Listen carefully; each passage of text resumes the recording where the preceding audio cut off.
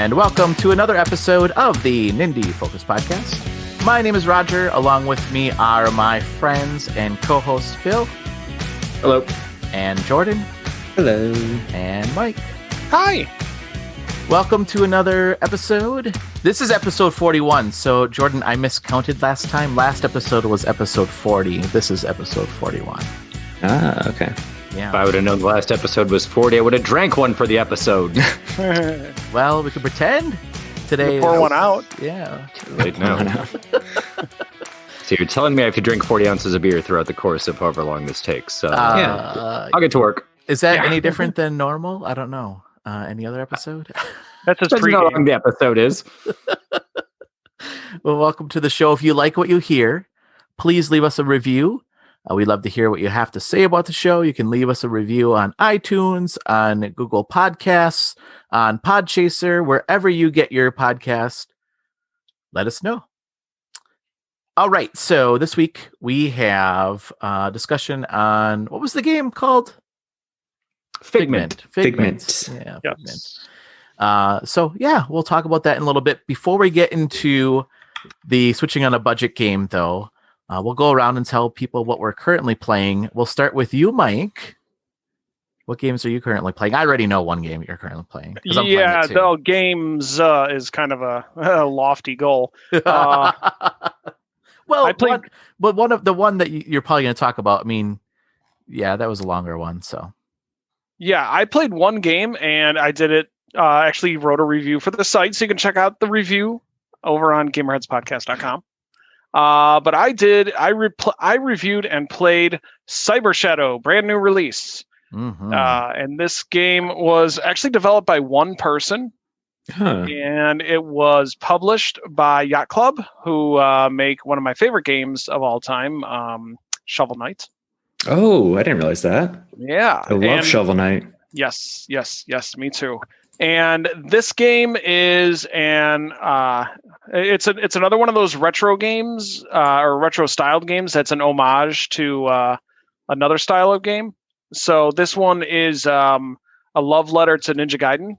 Mm-hmm. There's also some elements in there that you'll find of games like Castlevania, Mega Man, what else? Contra. There's some of that in there. But it's an old school looking 2D side scroller where you're, like I said, if you played Ninja Gaiden, you know exactly what I'm talking about. And it's so good. I think in my review I said there's way too many of these retro, I guess, inspired games that just kind of fall flat. Mm-hmm. And it's like, okay, I see what you're trying to do here, but it's not really that good. But this one is, oh man, this one is so good. The controls are on point, and you have to have good controls if you're going to be, copying Ninja Gaiden. It's hard, but it's not. It's hard like how I considered Cuphead hard. So it's hard, but it's only hard the first time you attempt it, like the level or the boss. Like once you start knocking down their patterns, all that stuff, then you're pretty much guaranteed to make your way through it. It's got an interesting story. The art style is good. It's got those 8-bit cutscenes that are, again, like Ninja Gaiden, and it's like reminiscent of like those 80s anime style of art. I don't know if you know. Mm-hmm. Yeah. And it's a great challenge. There's interesting. It's a very interesting story. It's kind of almost like a Mega Man-ish story, but a lot like darker, a lot more serious. Yeah. It's one of those games where you learn more about the story as you go along. Because when you start the game off, you don't know like I had no idea. I'm like, okay, so I'm a ninja type cyborg thing. Okay. But then, the more I went through it, I was like, okay, I understand what's happening here. And it's like I said, just the combat is so good. And so like similar to Mega Man, after you beat a boss, you get additional powers. And you use those powers, like, you can use it on the next boss or something like that. There was one boss in particular that I was fighting, and there's in-game achievements, and there's one where you have to beat this one boss using only the parry move, and that move was really tough at first. Like I thought like the move was broken, but the more I played it, I'm like, okay, no, I'm the one who's broken, not the move. So I was able to. It took me like about 15 to 20 times. Oh, another good thing.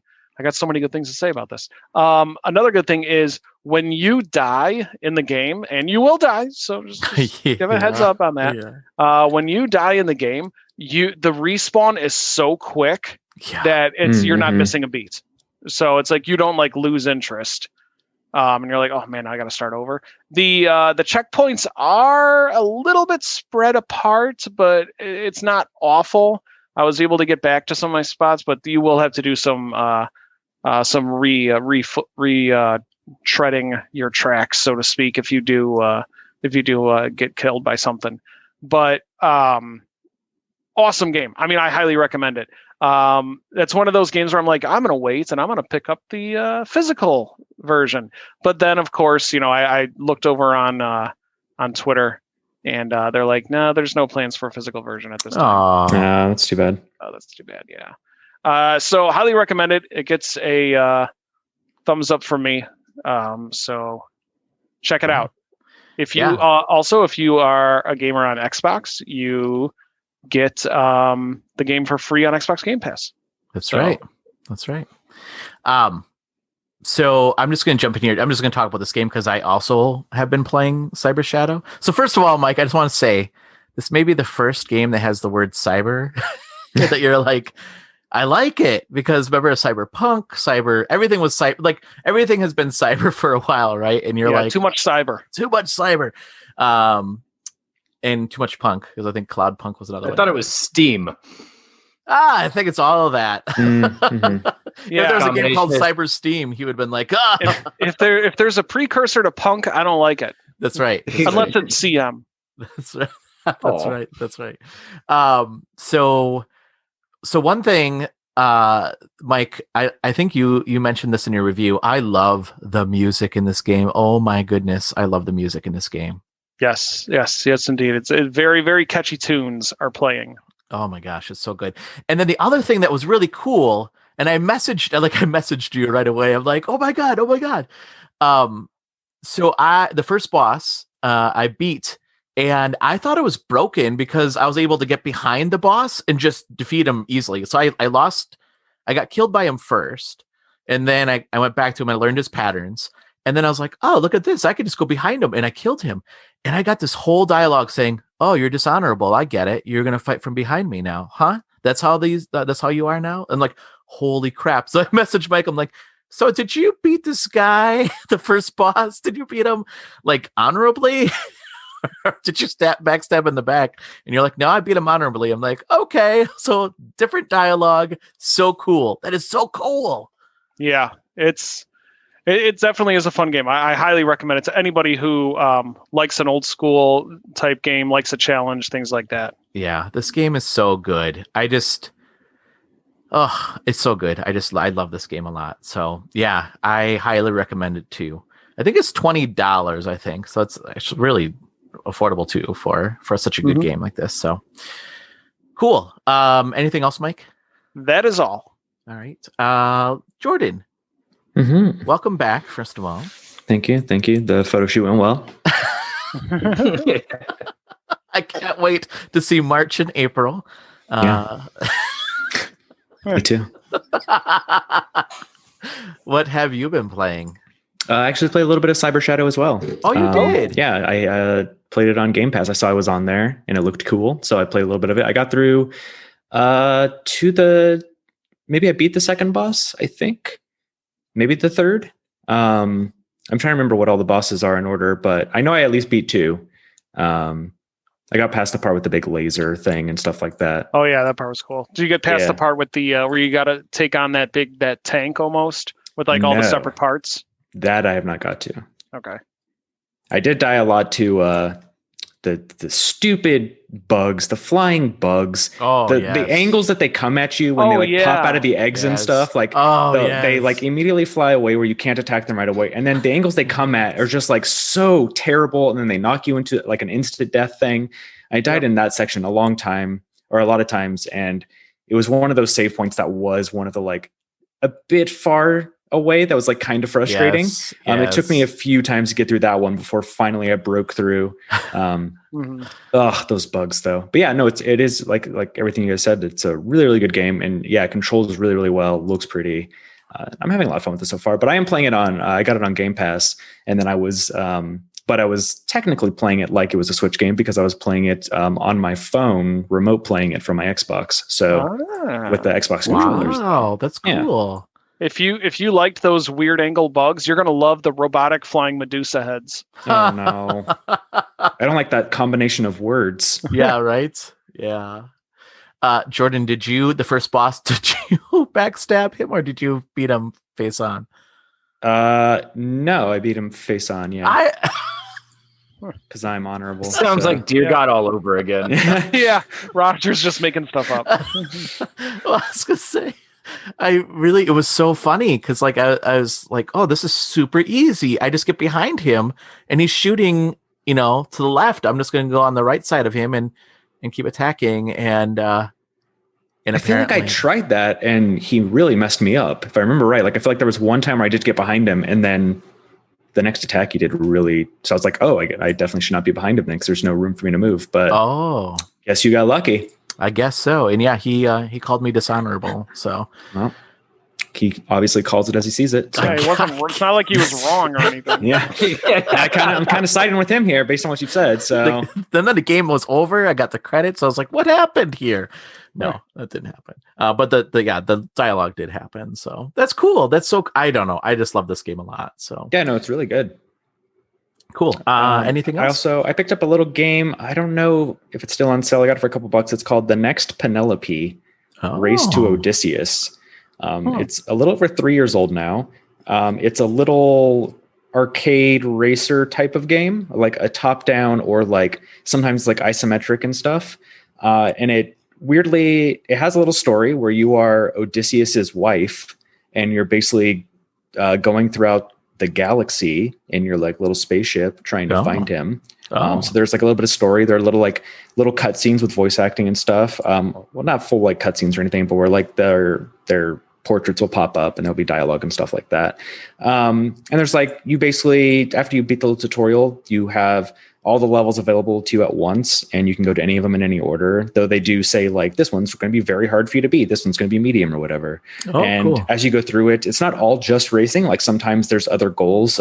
For example, there's one where it's essentially a take on the Minotaur's maze. And your goal is just to go around this maze and use the new power you have to basically find your way out of this maze, which you have to do because like the track will end and then you have a power where it'll like slow down time and you essentially teleport yourself to another area. So you have to keep doing that until you find your way out of the maze. So there's like little challenges like that too. So it's not just racing. And then when you are racing, there's a bunch of abilities you get based on each of the levels. You'll slowly pick up one. So like you get a boost, you get a normal laser shot, you get a mine, or if people hit it, then you like recharge your energy. And your energy is used for both your health and your basically your item use and weapons and stuff. So you have to like kind of manage that. And there's pickups around to get more energy and stuff. But I'm really enjoying it so far.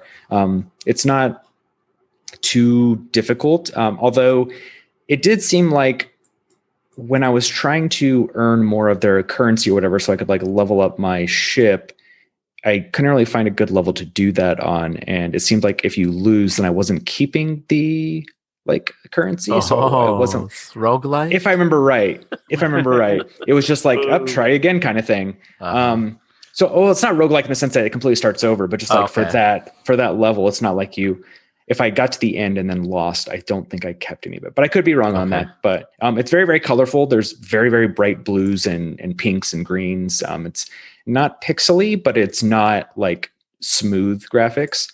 But yeah, it's really cool actually. I feel like I picked it up for just a couple of bucks. I'm going to look right now to see what it's at. It is currently $13. It looks like I got it for $2 on the eShop, and it looks like it goes to $2 in the eShop fairly often. So for $2, I would say definitely pick it up. Cool. Who made this game? I never heard of this game before. The developer, no way I can say this right. Aurelian Regard and Seven Studio. Okay. Apparently it has 1 to 4 players offline too. Oh, that's so cool. That's awesome. I wasn't aware of, and HD Rumble. Oh, which I also wasn't aware of because I was using my other not my Joy-Cons. So maybe I'll have to hook them up just to see. Nice. Cool. That sounds interesting. I might have to look into that when it gets on sale. Maybe I'll even look at it before it goes on sale. So cool. Anything else? That's it. Phil? Uh-huh. How's it going? I'm doing well. How are you? I'm okay. What have you been playing? Mike, I'm kind of mad at Mike right now. What did I do? Oh, Mike's normally one of my favorite people. Oh, I thoroughly enjoy him with his witty banter, his dad jokes that he makes, his love of cheesy horror movies, just his general overall knowledge of video games as well. Usually makes him a really good person. Uh-huh. But Mike, you recommended this game to all of us, who I think everybody but Jordan has now played, called Foregone. Yeah, Foregone. Yeah, I did. I can't put this damn game down, Mike. Right? It is so good. It is so good. It reminds me a lot of Dead Cells, but it is far superior to Dead Cells, in my opinion, in every way, shape, and that form. Is such a big... Oh, okay. Oh, it is. Jordan, I 100% agree with Phil on this one. Interesting. I'm almost to the second major boss, and I am not playing it right now. That's for sure. Wait, you just beat that boss. Everything about this game is silky smooth. I love the way that it plays. It fleshes out so well. There's a lot of things hidden in the map. I love the fact that there's a map. I enjoy the soundtrack. The animation is sexy. Soundtrack, again, like I said, good stuff. Controls are super tight. I have nothing bad to say about this. I like the way the skills tree work. I like the way that you can upgrade your weapons and everything that gets dropped in front of you. The challenge is there. I like the fact that there's an option that when you die, if you want to recollect your purple things or blue things, depending on what colors you see, and your gold coins, like you can just get half of them right away, or you can make your way back to where you died to collect the full version of them. Mm-hmm. I like the fact that the levels don't reset. This game is so good. It is very high up on we're on January 28th as we record, and it's very high up on my game of the year list. I'm just so shocked that I've never heard of it. That I just stumbled across it. Yeah, I never heard of it until you said it. This came out of nowhere until you mentioned it, and I am so glad that you mentioned it because this game it rules. Yeah, it is really glad good. You like it. Yeah. I love, I know you said this, but I do love the leveling system. I love the fact that different weapons drop, so you can pick up different kind of swords. Or like nunchucks. Like I've been using the nunchucks quite a bit. Those are not nunchucks. Those are gunchucks, which are way cooler because they shoot at the end of them too. Like there's two guns attached to the chains. Okay. Seriously, this game's awesome. And then you can level those up too. So you can use your gold and level those up. And then some of them have special abilities when you level those up, which is really cool. Like my gunchucks. Sorry. Yep. It's a real thing. Right. That's you said it right. They put a bomb on, like there's like 10% chance or 15% chance that it'll land a bomb on the enemy. So we'll add additional damage, which is so cool. Oh, this game is so good. Yeah, I randomly turned it on, I think yesterday for the first time. And I'm like, I'm just going to fart around with this for a little bit, see what it's all about. And next thing I knew, like 3 hours passed. Woke up this morning, played a little bit more. Well, I knocked out some of my usual games. And then I played a little bit more Figment because I wanted to get a little deeper into that. And I was like, I should probably see what's going on in Foregone. And then I took down the first mini boss, and then I took down the first full-size boss, and then I took down the second mini boss. And it's good. Is the first mini boss, is that the robot with the saw blade hands? Saw blades, yeah. Yep. He and then the first big boss is it's a pretty good fight. Okay. Yeah, I had some trouble with that mini boss. I did too. When the first time I took on that mini boss, I was like, okay, this guy's tough. But then I just leveled up. Like I just worked on leveling up my stuff. And then I went back to him, and it was pretty easy actually the second time.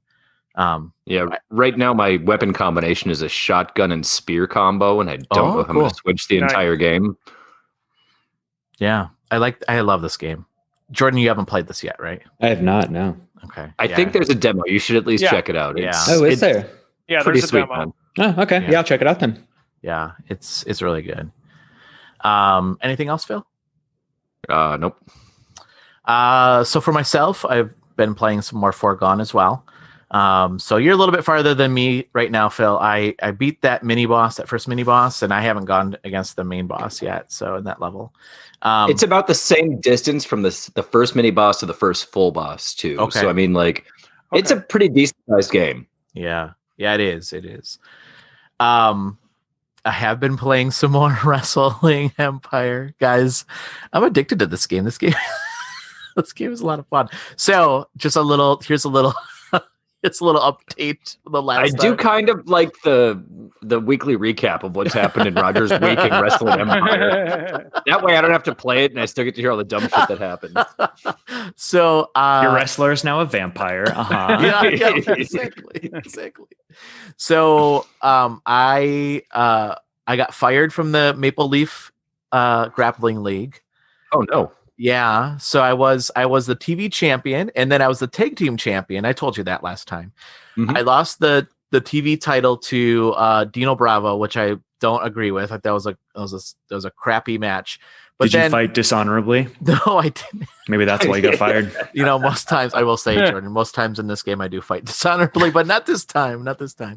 And then the manager, the promoter, said to me, "Listen, you're at 74% of your overall wins and losses." I'm like, yeah, that's pretty good. He's like, I want you at 78%. And if you don't get to 78% by the end of the month, you're fired. I was like, what? How's this going to happen? So the first match he puts me in, triple threat match. And guess what? I lost because it was crappy. I did a finishing move on one of the guys who actually broke his arm, like in game real life. Like all of a sudden his health just went down to nothing and he was like limping around with a broken arm.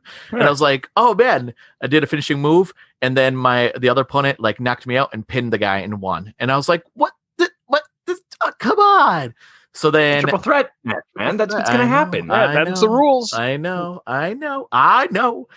And then, so then the end of the month came and I was at like 76 or 77%. And he's like, yeah, not good enough. And he fired me and then took my tag titles away from me and gave them to Jim the Anvil Neidhart and the British Bulldog. They are now the tag team champions of that league. So then I was wrestling they're staying with Canadian wrestlers in the Canadian League. That's true. That is true. Good point. Yeah, they're staying consistent. That's good. Yeah, staying consistent. And then I wrestled in the school for a while and then I got signed by the Weekend Warriors. And my stipulation is I only get paid. I get paid a lot more, but I only get paid if I win my matches. I was like, well, okay. So Tito Santana, I don't know if you remember this last time. I remember Tito Santana. Who doesn't remember Chico? He was the one that when I was in the Canadian League, I ratted him out because he wanted to start a union. Well, he still considers me a friend apparently because he was like, hey, I brought you into this league. So now you're here. I don't know why. I was like, dude, I kind of crapped on you, but okay. And then the crazy thing happened. The promoter of this league that hired me quit and they got a different promoter. A different promoter came in. I was like, what the heck? It was crazy. Anyway. And then I almost got fired from this league because they're like, your skill needs to be up to 79%. And it was at 76. And I was like, how am I going to do that? Well, you can level up your character. I didn't realize this, but in between matches, you can level up your characters. I didn't realize that. And he wanted me at 79. I got to 78. And he's like, you know what? Close enough. I think my message was heard loud and clear. It's good enough. And I was like, oh my gosh, thank you. I didn't get fired. Anyway, that's been happening in the league. You seem to be on the verge of getting fired quite a bit, Rod. Yeah, maybe something's going on. A pod so much backstage behind the scenes. I was gonna say. So I made all of you in the league in the game too. So Jordan, you're not in the wrestling league, the same federation that I'm in, but you are now one of the highest paid wrestlers. You make the same amount of money as Sting at $9,000 a match, which is insane amount of money. Nice. And I make about $1,000 a match. stop getting fired. I guess. Yeah. So, and then Phil, I don't know what league you're in, but Mike, you're in the same league that I'm in right now. And I hate to say this, Mike, but you and I are going to butt heads in the game. I'm telling you. Oh yeah, that's all right.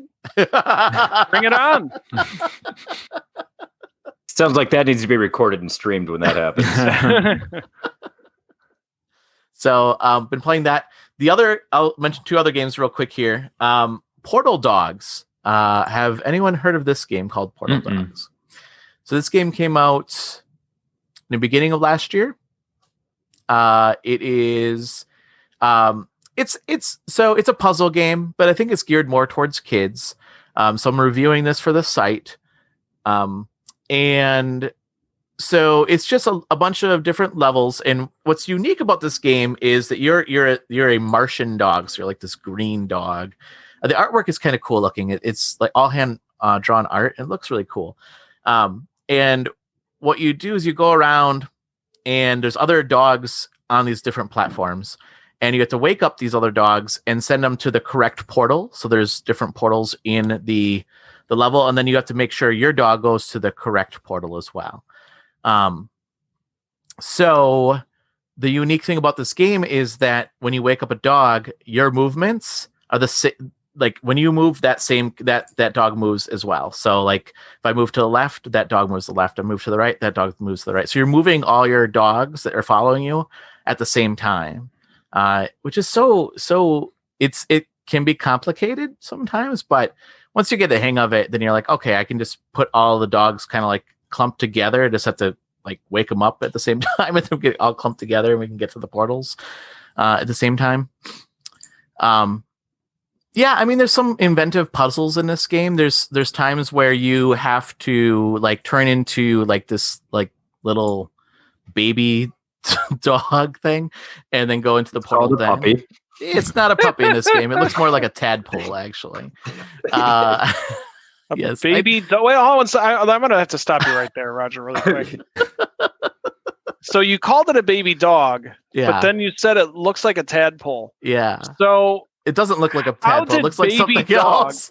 Okay. I'm just wondering, how did you get baby dog? I'm just trying to get a good idea. Well, of how baby dog came out of a I'm assuming that's what it's supposed to be.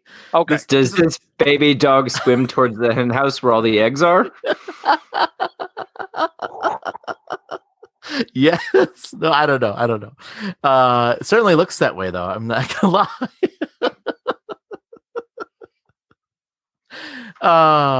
So yeah, there's some interesting. You see, Roger, when a man loves a woman, or when a dog loves a dog, or it just finds a stray leg laying around. Roger's got a lot of editing to do tonight. Yeah, we broke Roger. So I was going to say is that this is a game that's geared towards kids, but now after this conversation, I'm not sure it is. Yeah, I know. Well, maybe it is. It's kind of like, secretly teaching them lessons. That's right. Like subconsciously. Yeah, maybe. Anyway, great transition. Anyway. So it's not there. I will say none of the puzzles are like overly challenging. That's why I'm like, this is a great game for young kids that are like first, second grade, third grade, something like that, where they're getting into platformers or getting into puzzle games. This is a really good intro game for them. I will say it's probably not geared towards like more of the adults because it is very simple puzzles and I think there must have been some kind of grant or something, because when you first open up the game, it says something along the lines of like brain challenge, like something or another, academy or something like that. I don't know. Mm-hmm. So I'm assuming it was like some kind of, game that was made for the purpose of challenging brains and probably young kids. So in that sense, I would say I will say as an adult, I'm not challenged by the puzzles. Interesting puzzles for sure, but they're not real challenging. But if I think I had it to my kindergartner and I said, "Hey, you go play this," I think he'd be challenged by it. So,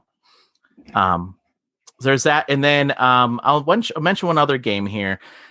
I have been playing. Do you guys remember the game that we played called No Thing? Yep. Yeah. Possibly forget No Thing. Yeah, No Thing was awesome. The first person. That's all I can really use to describe it. First person. Maze straddling, weird auto commentary runner in the background. Auto running, jumping, flying. No Thing. Yeah, No Thing. So I think I mentioned this before. So they created the Panzer Dragoon remake. They worked on that. I think I mentioned that, right? I think so. Yeah. So I picked it up because it's on sale. I think it goes on sale until the 4th, I think, of February. No Thing or the Panzer Dragoon remake? The Panzer Dragoon remake. So I picked it up and I started playing it. And, it reminds me like a lot. Reminds me of the very first one. I don't know, which is good. It's not a bad thing. But I will say, graphically speaking, it's No Thing. Graphically speaking, it reminds me very much of like a PS2 game. Like it just feels like a PS2 game. And the voice acting, there's voice acting in the game, but it's just like so it's just like No Thing. It's just like No Thing, exactly. Which was really interesting because my first thought was, wow, there's a lot of influences of No Thing in this game.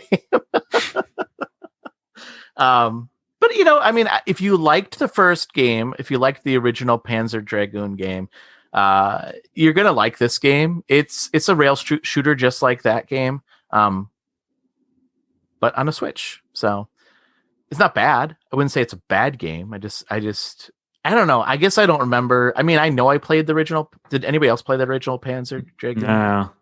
A long time ago. Yeah, I heard of it. Okay, yeah. I think that was a Sega game, right? A Sega Genesis game or something, right? I think you're right. I think it might have been either Saturn or Dreamcast. Yeah, I'm wondering. It could have been Saturn. I think it was Saturn. Maybe it was Saturn. I don't remember. I did play it. I just don't remember what system I played it on. I think you're right. Maybe it was a Saturn game. Yeah, I don't know. It's okay. So I've been playing a little bit of that too. It's on sale, like I said. Originally, it's $24. Normally it's $24. Right now it's on sale for $6 something. So if that's something that you're interested in, you like those rail shooters and you've played Panzer Dragoon and you're like, I can't get enough Panzer Dragoon in my life. Well, there you go. All right. Let's move on to the switching on a budget game. And Phil, do you want to give us a short synopsis of the game again? Yeah. Name of the game is Figment. How short of a synopsis do I want to give? I'll just go ahead and read the first paragraph of what they say. An action-adventure set in the recesses of the human mind. Welcome to the world of Figment, a strange and surreal world, a place filled with our deepest thoughts, urges, and memories populated by the many voices we hear in our head. Yeah, that pretty much sums it up, right? Yep. So I'll go first because I didn't get a chance to play as much as I wanted to. So I'll just give my first impressions and I'll let you all talk because you'll have more to talk about probably. So the first thing that I noticed is like how sad this game is. Mm-hmm. Starts out, it starts out really sad. And then, I mean, I kind of get a sense of what's going on. I mean, like I said, I haven't played very far, but certainly I will say this: the game. I love the look of the game and the look and feel of the game. It's just like this really cool art. Like, so I'm not an art person, but there's got to be, what is this style? I mean, I know it's abstract art, but like it looks like somebody's art style, doesn't it? Yeah. It does, and I couldn't quite put my finger on it either. I almost want to say like Where the Wild Things Are. Yeah, that's what that it kind of has that feel to it. Yeah, it's very storybook-esque. Yeah, yeah. Which is cool looking. It's very like possess. I think the world Where the Wild Things Are, because is very. Kind of retro looking too, a little bit, don't you think? Like, yeah, a little bit 70s ish. Like art. It's not that that's a bad thing. I was just like, this is so different, like than anything I've ever played before. Yeah, I like it a lot. It's very colorful too. Yeah. And then the other thing I'll just mention, and then I'll let you all talk. The voice acting is really good. I love the voice acting in this game. I thought that was cool. I was not expecting this game to be voice acted at all. No, me either. And I like that the main character you play is kind of like rude. Like, you have your little bird friend who's trying to tell you to go do things, and you're just like, she's all happy and peppy, and he's just like, I just want to sit on the porch, read my scrapbook, and have a cold drink. Leave me alone. Yeah, which I like, because it seems so different than usual. Which is, you would be the happy-go-lucky adventurer going off to do it because you want to, and this time it's very much just like, I'm going because they took my thing. I want my scrapbook back. Yeah, but the cool thing is that you get the sense that he was a hero at one time, right? Mm-hmm. Yeah, and now he's kind of given that life up, and now he just wants to do nothing. And they're like, no, we need you again. And the only reason he's going on this adventure is like, I don't care what you all want. I want my thing back that this guy stole. So so it had a very nice balance of like, I mean, I guess they're puzzles, but really it's just, they're puzzles. You'll have like windmills that you have to turn to like blow the little like smoke out of the way so you can go down the path because it's like toxic or whatever. And in order to do that, you have to have like a blue or green or red little orb thing. And you have to take the orb thing from over there and you have to set it down. Then you have to turn the windmill. Then you maybe have to pick that orb up again and then take it somewhere else. And it's a lot of like picking up something and taking it somewhere else, or just like making sure. There's a lot of moments where I would get to somewhere else and realize, I have to go all the way back to pick up the little like elevator disc thing to bring it over here. Which was never a huge waste of time. It was an extra like 20 seconds or so, but there was very much a lot of, I would say just if you're going to play this game, you're going to pick up everything anyways. But I would say if you've like just used an elevator or something, there's like a little disc and you can just like pick it up and it goes in your inventory. Just like pick up everything because it's very likely that you're going to need it where you're going next. So anytime there's like, I just used that orb and I don't need it anymore, pick it up because you're probably going to need it again. Mm-hmm. And then I was going to say, it's a nice balance between that and the combat, which is super easy. You have like your little wooden sword or whatever. You can charge it up to do an attack. I don't know if you get other weapons. It doesn't seem like it. I didn't see any, and I made it past the first boss and about halfway to the second boss. Okay, yeah. So I don't know if you were much further than that or about the same. I'm trying to think what you... I got to Clockwork Town. Yep, that's where I'm at too. Okay, yeah. So it seems like, you just have your little sword. You just swing it hits them. If anything, I would say that I enjoyed there was one puzzle before Clockwork Town with the plants that spit out the poisonous stuff. And you have to like move around and like rotate the things so that when they shoot out the poison, it bounces the right direction. So it destroys the flowers, which opens up the path. Like those kind of puzzles were really, really cool. All of those just like pick it up and pull it over here kind of thing. We're kind of just like, Yeah, it was. I like the way too, especially with that it would show almost the trail of where it needed to go. Yeah, like there was the drizzle from the poison flower that spit its stuff out, and I like that because it was designed very well. Aren't very smart. Yeah, it really was. It was designed well, where you were just like, oh yeah, I see it's going that way. There wasn't a moment really where I was like, where do I go next? There was one where because it tells you like if you pause it, it'll be like. Tells you what your next step is or whatever. And I had to get the one final piston for the trumpet or whatever. And it was like, go to this place, but I didn't know where that place was. And when you look on the map, it doesn't tell you. So I was like going from place to place being like, am I in the right place? Am I not? Thankfully, because it is voice acted, like usually when you're going the right area, either the bird will speak or you'll have like a little mini cutscene where like, you'll see the guy you're chasing, like the nightmare or whatever. And she'll kind of point you in the right direction too. Like we shouldn't head that way yet. We still need that final piece of the trumpet. And you're like, oh, okay, cool. Yeah, exactly. Which is super useful because I feel like there were times where I probably would have wandered around a lot more. But with that, I think it just goes back to it was designed very well to not waste a lot of your time. Now I haven't played the game I'm about to compare it to, but I hear a lot of similarities between this and Bastion. I knew you were going to say that. Yeah. Okay.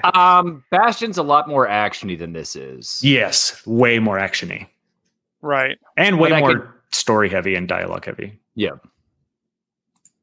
But I see. It is the isometric like view. A lot of the levels are kind of just like, what you're walking on. And Bastion, I would say is for this kind of game is like an S tier game. And this is very good, but not that level. But it is that sort of game. But like Phil was saying, it's way less action heavy than something like Bastion. I do have to say I thoroughly enjoy the fact that all the bosses sing at you. Yeah. And their songs are pretty great and well written. Like everything about this is super well written. And even like I think the cohort's name was Piper, if I remember correctly.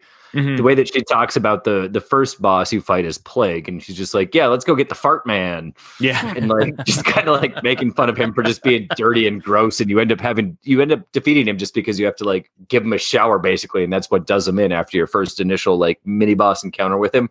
And then you get to the big boss portion, and you got to like rearrange a bunch of stuff, dump a bunch of water on top of his head, and he's just like, oh, I can't take this. And then you get his Plague mask, which is pretty cool as well because he is the Plague.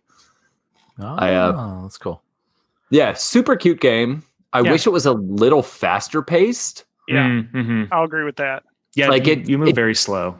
Yeah, it just kind of felt sluggish, which is probably my only complaint with the entire game. But outside of that, like the puzzles are rudimentary enough that even my stupid self could figure it out pretty quickly. It does a pretty good job of holding your hand without necessarily holding your hand, like you were saying, or like we were saying too, like with the drizzles from the poison flowers and things like that. But there also seems to be a lot of secrets that are buried throughout the course of this game. Like I noticed there was one house with 2 doors on it. And as you knock on the different doors, windows light up, but you have to do it in a certain pattern. And I got all the way to like having 4 out of the 7 lit up, and I couldn't get back to having 4 out of the 7 lit up because it reset again. And like the 2 guys that are like talking about like having tea and stuff like that. And then there's another like a potted plant thing where you need to bring a seed to after you crack it open, which was an ingenious little battle where you had to bring that over and have it smash on the stone. But then there's another one, but I couldn't quite seem to figure out how to get the windmill to clear it off so that I could get the stone or the seed to put it in the plant to go see what was over there. I don't know. I'm assuming it's more memories because you kind of pick memories up as you go. Yeah. And like you kind of catch on that you were being bullied and really nobody cared about you all that much is kind of really what sad. I got from it. Yeah. You find little memories and it gives you a little like square of like you being a human. I mean, I guess we can say how the game starts out because it's literally like the first 60 seconds, which is like you're a little girl or boy and you get in a car wreck and it's like, and I think your mom died or your dad died because you're giving your dad a hard time about how he doesn't jump off of buildings with a parachute or some stuff because he sells real estate. And why would you possibly want a job where you don't use a parachute? Yeah. So then you find the little memories that are just like, you find out that you were bullied or like there was one where your mom's just like, go play with some friends. And it's like pretty clear that you just like don't have any.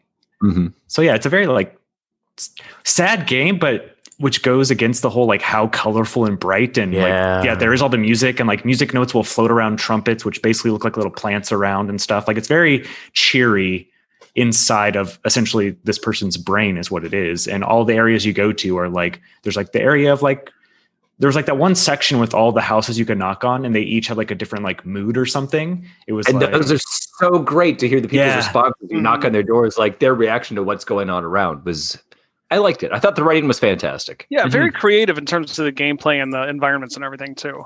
Yeah. I just wish it was a little quicker. Yeah. Not a lot, just a little. I get the sense. So again, I haven't played it as much as all you have, but I get the sense, at least this is the way I've been reading it so far, is that, so you know about the car accident in the beginning of the game.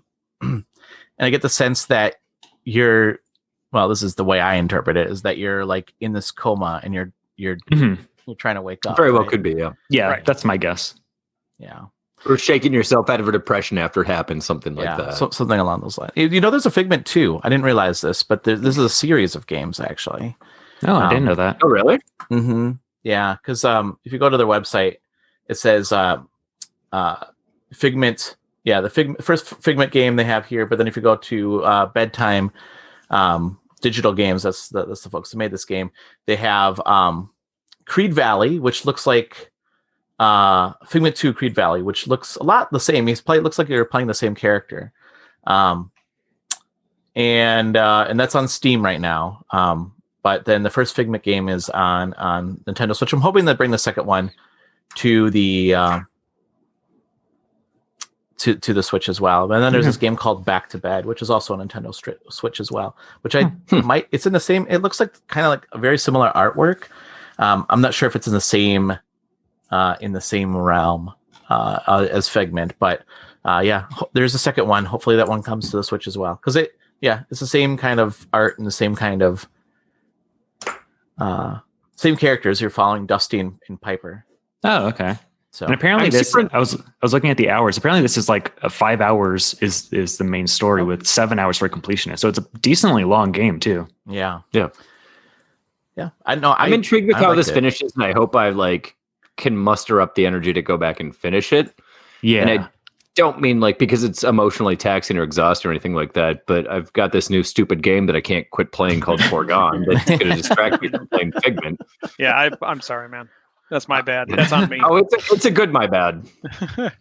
The other thing I will say that if you're listening to the podcast and if you didn't get a chance to pick it up when I was on sale, there is a free demo available as well. So, and it is currently its all-time best price. So yeah, it is $379. Like $379, something like that. Yeah, this is definitely worth $379. Like, absolutely. Yeah. What is the game normally priced? I don't even know.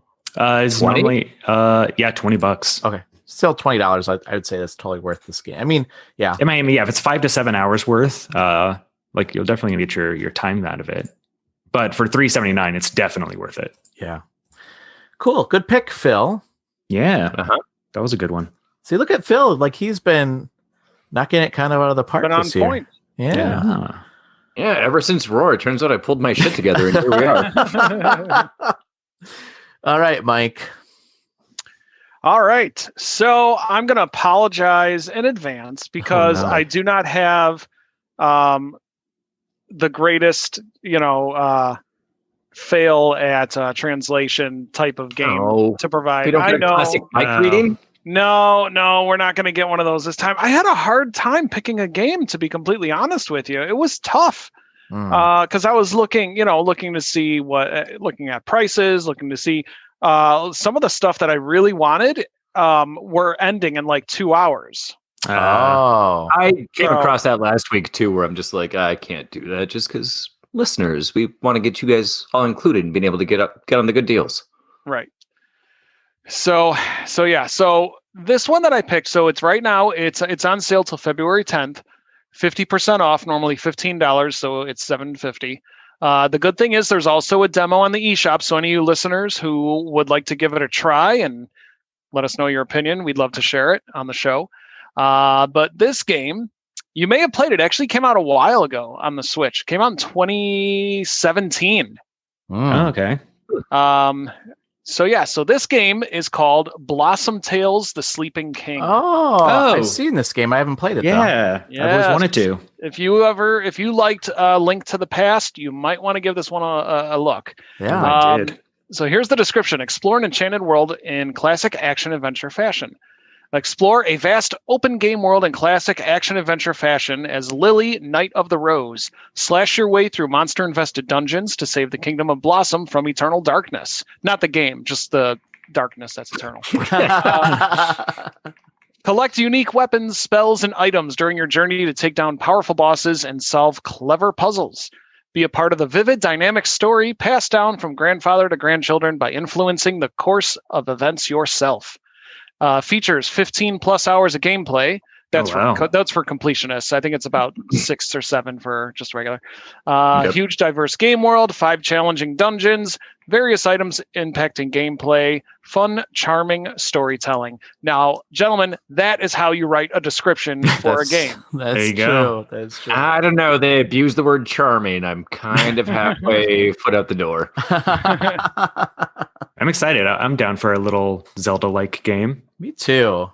And $7.50, that's really, I mean, even at full price, that's a good price, but $7.50, man, that's a great price. We say that now. Well, it's true. That's true. I haven't played this game, but I did hear the same thing, that if you like Zelda, you're going to like this game. So I'm excited to try this game for sure. Yeah. I am too. A friend of mine recently played through it and said it was amazing. Okay.